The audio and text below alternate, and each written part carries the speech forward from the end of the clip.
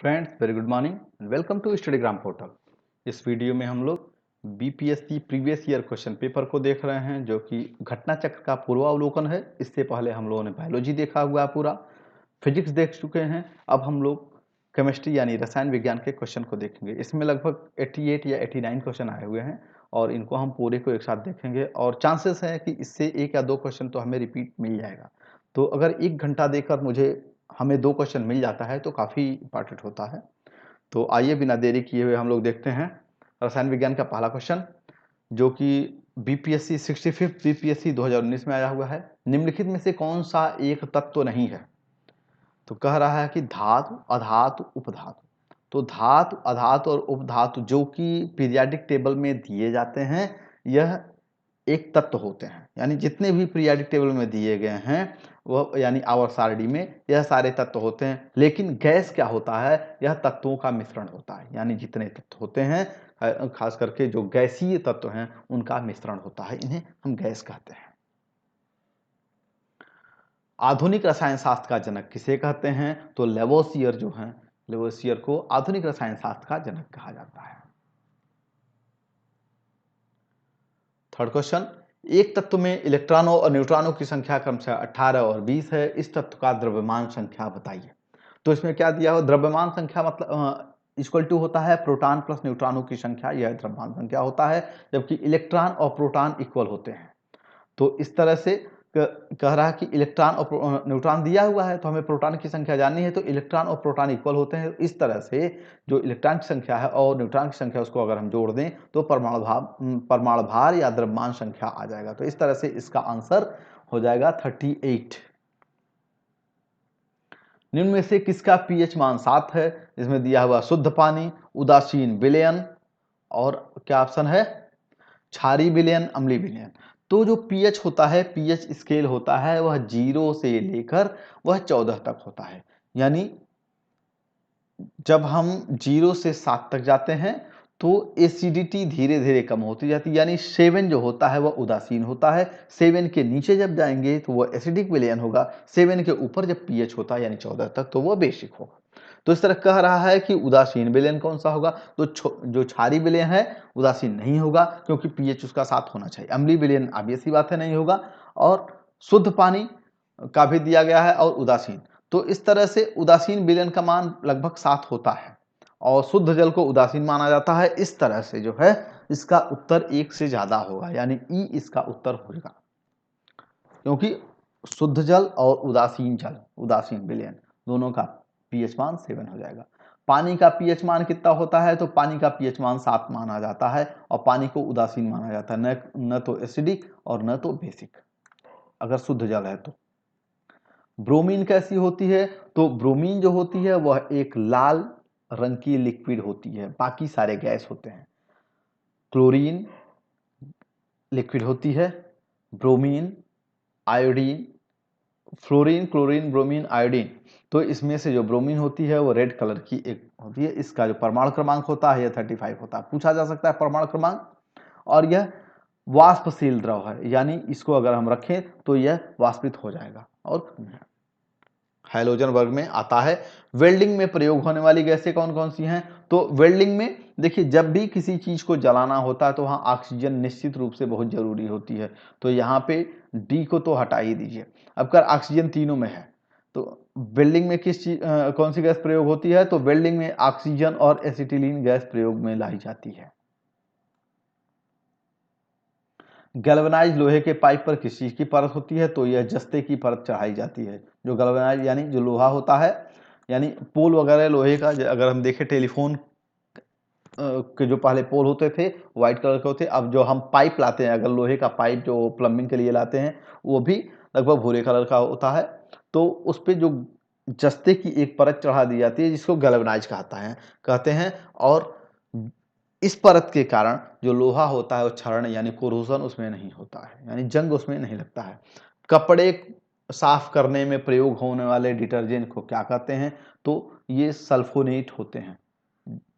यानी जो कपड़े साफ किया जाता है वह एक सल्फोनेट होता है। डिटर्जेंट आर्द्रक अथवा आर्द्रकों के यौगिक होते हैं जो तनुकृत यानी डाइल्यूट करने के बाद यानी इसमें अगर हम पानी मिला दिया जाए तो सफाई का गुण प्रयोग करते हैं। और ऐसे पदार्थ जो होते हैं एल्किल बेंजीन सल्फोनेट होते हैं, यानी डिटर्जेंट कठोर जल में भी घुलनशील होते हैं। कठोर जल ऐसा होता है कि जो कि डिटर्जेंट या साबुन के साथ रगड़ने पर वह झाग नहीं देता है। वह तत्व जो मानव पसीने के माध्यम से उत्सर्जित होता है वह कौन सा है? तो यह गंधक, लोहा, मैग्नीशियम, जस्ता। लोहा, मैग्नीशियम निश्चित रूप से निकलता है, तो इसमें एक से ज्यादा हो जाएगा। इसमें कह रहा अम्ल होता है, खनिज होते हैं, यूरिया होता है, यह पसीने के रूप में sodium, potassium, calcium, magnesium, zinc, सारी चीज, आयरन, सारी चीजें बाहर निकलती हैं। तो इस तरह से इसका उत्तर एक से अधिक हो जाएगा। नीला थोथा का रासायनिक नाम क्या है? तो लीला थोथा को कॉपर सल्फेट भी कहते हैं, यानी ब्लू विट्रियल को कॉपर सल्फेट कहते हैं। CuSO4 5H2O, इसका फार्मूला भी हमें याद रखना है क्योंकि इसका फार्मूला पूछा जा सकता है। अगर नीला थोथा या ब्लू विट्रियल किसे कहते हैं? तो नीला थोथा कहते हैं। नीला थोथा का सूत्र CuSO4 कॉपर सल्फेट 5H2O। ये क्वेश्चन पूछा जा सकता है। 12वां क्वेश्चन हम लोग देख लेते हैं। निम्न में से सबसे भारी धातु कौन सी है? तो अब यहां देखें, सोना, पारा, चांदी और प्लेटिनम। तो प्लेटिनम यहाँ पे सबसे भारी धातु है। भारी मतलब वेट में भारी नहीं होता है, भारी मतलब किसका परमाणु क्रमांक या परमाणु भार सबसे ज्यादा होता है, जिसका घनत्व सबसे ज्यादा होता है उसे भारी धातु कहते हैं। तो इसमें प्लेटिनम जो होता है वह भारी होता है। इसका जो घनत्व है वो 21.45 ग्राम पर घन सेंटीमीटर होता है, यानी एक घन सेंटीमीटर अगर हम प्लेटिनम ले लें तो वह लगभग 21.5 ग्राम का होगा। स्टेनलेस स्टील एक मिश्र धातु किस चीज की है? तो स्टेनलेस स्टील में क्रोमियम मिलाया जाता है, लोहा मिलाया जाता है, निकेल मिलाया जाता है। इसका एक सूत्र है फिकर नी, यानी फिकर FeCrNi, यानी Fe iron, Cr chromium, Ni nickel, ये तीनों मिलकर के स्टेनलेस स्टील बनता है। और इसमें कार्बन मिलाया जाता है। कार्बन मिलाने के बाद इसकी कठोरता कार्बन से ही तय होती है। जब कार्बन ज्यादा मिलाया जाता है तो ज्यादा कठोर हो जाता है, अगर कम कार्बन होता है तो यह फ्लेक्सिबल होता है और इसमें जंग नहीं लगता है। टूटी हुई हड्डियों की रक्षा के लिए प्लास्टर ऑफ पेरिस का प्रयोग होता है। यह क्या होता है? तो यह जिप्सम होता है। सम, प्लास्टर ऑफ पेरिस और जिप्सम। जिप्सम को क्या कहते हैं? पानी उसमें से निकाल दिया जाता है, हेमीहाइड्रेट कहते हैं उसको। तो जिप्सम जिसका सूत्र होता है CaSO4 2H2O। अब इसका फार्मूला है एक याद करने का। देखिए सम, सम मतलब होता है इक्वल, यानी 2, ये सम हो गया। अगर हेमीहाइड्रेट कहते हैं तो जब आधा कर दिया जाए, यानी CaSO4 हाफ H2O, तो इसको क्या कहेंगे? ये प्लास्टर ऑफ पेरिस कहलाता है। इसीलिए कहते हैं जब प्लास्टर किया जाता है तो तुरंत वो टाइट हो जाता है, जबकि जिप्सम तुरंत टाइट नहीं होता है। जिप्सम जो ये POP होते हैं, प्लास्टर ऑफ पेरिस वगैरह, इसमें भी उपयोग किया जाता है।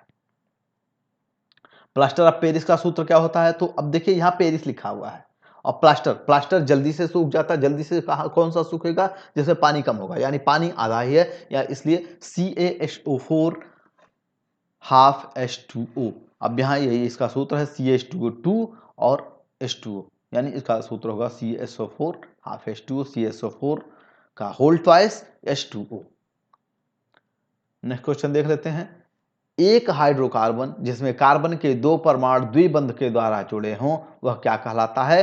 तो वह कहलाता है एल्कीन। जब एक बांड होता है तो एन होता है, यानी एल्केन कहे जाते हैं। जब दो बंध या डबल बांड होता है तो इन कहा जाता है, यानी एल्कीन कहा जाएगा। जब 3 बांड होते हैं, यानी 3 बंध होते हैं, तो अल्काइन कहा जाता है। सिरके का रासायनिक नाम क्या होता है? तो यह होता है एसिटिक एसिड। एसिटिक एसिड को सिरका कहा जाता है। इसका IUPAC नाम एथेनोइक एसिड होता है।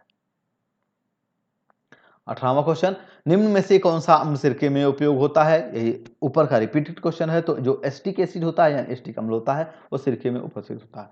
कार के बैटरी में प्रयोग होने वाला अम्ल यह होता है सल्फ्यूरिक एसिड। इसको किंग ऑफ केमिकल भी कहा जाता है। सल्फ्यूरिक एसिड हमेशा कार की बैटरी में या इन्वर्टर की बैटरी में यही प्रयोग किया जाता है। यह क्वेश्चन कई बार पूछा हुआ, यूपी PCS में, बिहार PCS में, MP PCS में। नेक्स्ट क्वेश्चन देख लेते हैं हम लोग। सोडा वाटर की बोतल खोलने पर कौन सी गैस निकलती है? तो यह कार्बन डाइऑक्साइड होता है। इसका उत्तर हो जाएगा ए। सोडा वाटर की बोतल में कार्बन डाइऑक्साइड भरी होती है। खनिज मिनरल क्या होते हैं? जो मिनरल्स होते हैं वो अकार्बनिक ठोस होते हैं, यानी जितने भी मिनरल्स धरती से खोद के निकाले जाते हैं, अर्थ क्रस्ट से यानी भूपर्पटी के नीचे से निकाले जाते हैं, वह क्या होते हैं, नॉन कार्बनिक, यानी जिसमें कार्बन नहीं होता है, उस तरह के ठोस को क्या कहते हैं, मिनरल्स कहते हैं। वर्ष 1945 में नागासाकी यानी जापान पे गिराए गए बमों में कौन सा विस्फोटक प्रयुक्त हुआ था, तो वहां पे प्लूटोनियम हुआ था।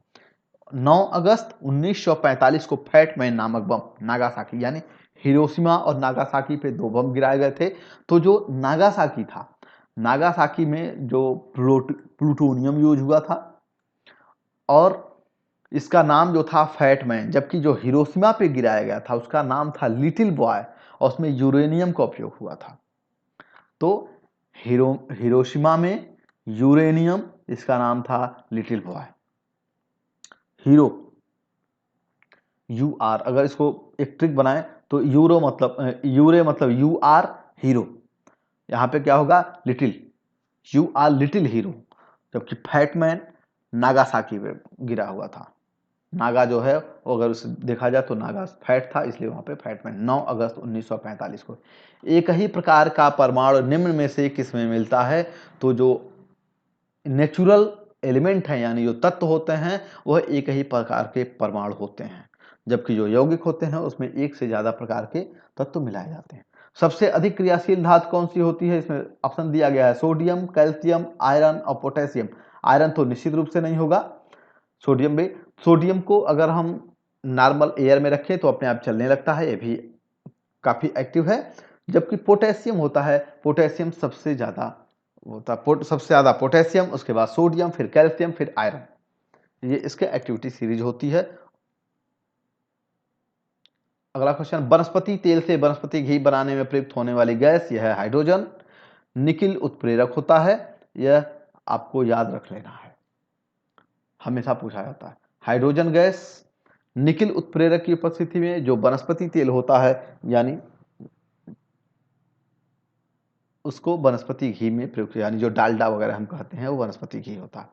आयोडाइज साल्ट में क्या होता है, तो आयोडाइज साल्ट में पोटेशियम आयोडाइड होता है, यानी पोटेशियम होता है और आयोडीन दोनों का मिक्सचर होता है इस साल्ट में। खाने का नमक NaCl किससे बनता है, तो यह स्ट्रांग एसिड और स्ट्रांग बेस से मिलकर यह बनता है, यानी सोडियम भी स्ट्रांग एसिड है, क्लोरीन भी एक स्ट्रांग बेस है। तो इस तरह से मजबूत अम्ल और मजबूत क्षार को मिलाने से ये क्या होता है, यह खाने का नमक बनता है। 28वां क्वेश्चन हम लोग देख लें, सभी जैव यौगिकों का अनिवार्य मूल तत्व क्या होता है, यानी जितने भी बायोलॉजिकल कंपोनेंट हैं, यानी हमारे शरीर में चाहे पौधे में निश्चित रूप से क्या पाया जाएगा, तो कार्बन, हम कार्बनिक तत्व ही हैं, यानी हमारी बॉडी बगैर कार्बन के नहीं बनती है। कार्बोहाइड्रेट देखा जाए C6H12O6, प्रोटीन देखा जाए उसमें भी कार्बन है, यानी बॉडी का कोई पार्ट ऐसा नहीं जहां कार्बन नहीं है। तो अगर कार्बन नहीं होगा तो हमारी बॉडी निश्चित रूप से नहीं बनेगी। जबकि नाइट्रोजन जो प्रोटीन है, प्रोटीन में पाया जाता है, गंधक भी प्रोटीन पाया जाता है। ऑक्सीजन हम बाहर से लेते हैं, तो अनिवार्य मूल तत्व नहीं है, हम उसको बाहर से इनहेल करते हैं। मूल तत्व मतलब जिससे हमारी बॉडी बनी होती है। ऑक्सीजन किसमें अनुपस्थित होता है, तो केरोसिन में ऑक्सीजन अनुपस्थित रहती है, इसीलिए जो सोडियम होता है उसको बाहर हवा में नहीं रखते हैं, जबकि केरोसिन में रखते हैं। पानी में रहेगा तो भी वो अपने आप जलने लगेगा। केरोसिन जो होता है, केरोसिन में यानी मिट्टी का तेल जो होता है वो हाइड्रोकार्बन का एक मिश्रण होता है, उसमें ऑक्सीजन नहीं होती है। सिगरेट के लाइटर में कौन सी गैस प्रयुक्त होती है, तो सिगरेट के लाइटर में ब्यूटेन प्रयुक्त की जाती है। अब यहीं पे देख लें, जो एलपीजी है, एलपीजी प्रोपेन और ब्यूटेन का मिश्रण होता है और इसमें एथिल मर्केप्टेन मिलाया जाता है जो कि गंध देता है, जिससे लीकेज का पता चल जाता है। तो इसमें 3 चीजें हमने जानी, जो सिगरेट का लाइटर होता है उसमें ब्यूटेन यानी 4 कार्बन वाला तत्व डाला जाता है, जबकि जो एलपीजी होती है यानी जो घर में हम लोग यूज करते हैं लिक्विड पेट्रोलियम गैस, जो रसोई गैस होती है, उसमें प्रोपेन और ब्यूटेन दोनों होता है, जबकि इसमें एथिल मर्केप्टेन नामक केमिकल मिलाया जाता है, जिससे कि यह गंध देता है और लीकेज का पता लग जाता है। प्राकृतिक रबर किसका बहुलक है, तो यह आइसोप्रीन, इसको हमें निश्चित रूप से याद कर लेना है और यह बार बार पूछा जाता है। जो आइसो मतलब होता है बराबर, प्रीन, आइसोप्रीन जो होता है वह एक प्राकृतिक रबर यानी नेचुरल रबर होता है।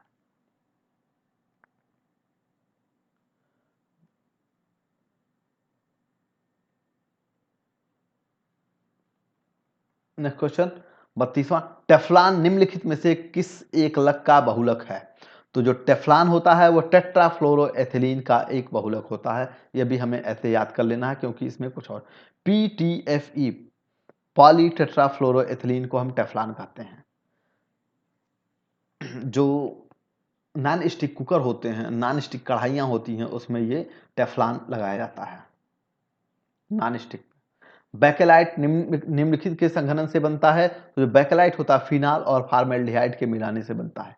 हमें फिनाल और फार्मेल्डिहाइड के मिलाने से बैकेलाइट बनता है। यह भी एक बहुलक है यानी पॉलीमर है। ट्राइग्लिसराइड्स क्या होता है? तो ट्राइग्लिसराइड जो होता है वह है वसा होता है, यानी फैटी एसिड और ग्लिसरीन मिलके ये ट्राइग्लिसराइड्स बनते हैं। तो ये एक वसा होता है। नेक्स्ट क्वेश्चन देख लेते हैं। घरेलू ईंधन के रूप में प्रयुक्त LPG में मुख्यतः क्या होती है? तो जो इसमें मीथेन, प्रोपेन, ब्यूटेन ये सारी चीजें मिलाई जाती हैं। तो अभी हमने इसे पहले देखा हुआ है। जो LPG होता है इसमें प्रोपेन और ब्यूटेन मुख्यतः मिलाई जाती है और इसमें एथिल मर्केप्टेन मिलाया जाता है जिससे कि रिसाव का पहचान हो जाए और ये दुर्गंध निकलती है। ग्रीन हाउस गैसों का मुख्य घटक क्या होता है? तो जो ग्रीन हाउस गैसों का मुख्य घटक होता है कार्बन डाइऑक्साइड होगा, मीथेन होगा, नाइट्रस ऑक्साइड होगा और ये सारी चीज। ओजोन भी होता है। इसका सूत्र होता है मीना का जलवा, यानी मीथेन, नाइट्रस ऑक्साइड का कार्बन डाइऑक्साइड, जो जलवाष्प और ओजोन। ग्रीन हाउस गैसों का मुख्य घटक अभी हम लोगों ने ऊपर देख लिया है। तो इसमें भी ये सारे होते हैं carbon dioxide, methane, nitrous oxide और ओजोन। साबुन ग्रीस को हटाता है कैसे?